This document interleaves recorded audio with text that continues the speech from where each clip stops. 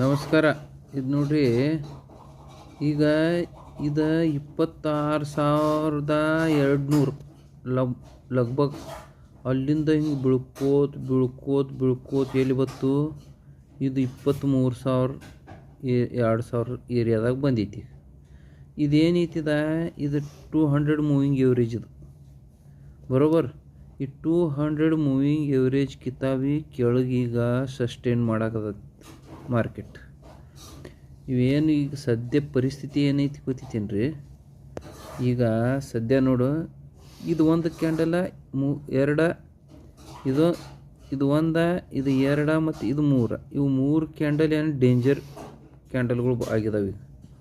ಅನನ್ನ ಇಲ್ಲಿ ಕರ್ತ ಈ ಏರಿಯಾದಾಗ ಕರ್ತ ಸಸ್ಟೈನ್ ಮಾಡ್ತು ಅಂದ್ರೆ ಮಾರ್ಕೆಟ್ ಮ್ಯಾಗ ಹೋಗೋ ಸಂಭಾವನೆ ಐತಿ.